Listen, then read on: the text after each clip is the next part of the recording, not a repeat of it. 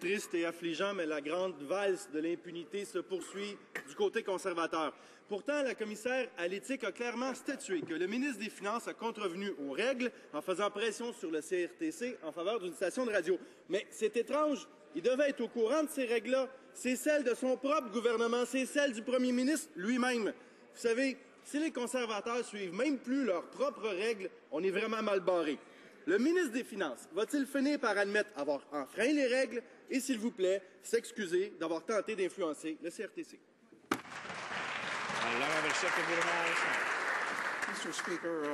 Monsieur le Président, nous savons qu'il y avait une annexe à la lettre et il est indiqué qu'à titre de député, la lettre avait été envoyée et il y avait aussi l'entête du bureau de députés. Donc, on a remercié le commissaire à l'éthique de sa surveillance dans ce dossier.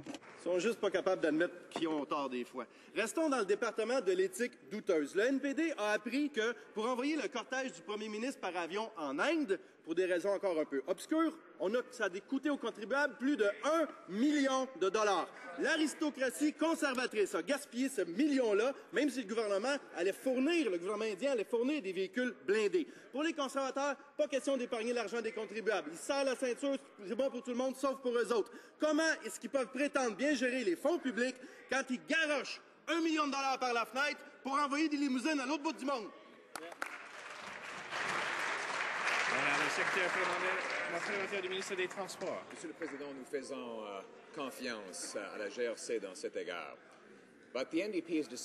Mais le NPD a décidé de rouvrir le débat sur l'unité nationale avec un projet de loi qui vise à mettre fin à la loi sur la clarté et il y aura un référendum qui pourrait créer une scission du pays.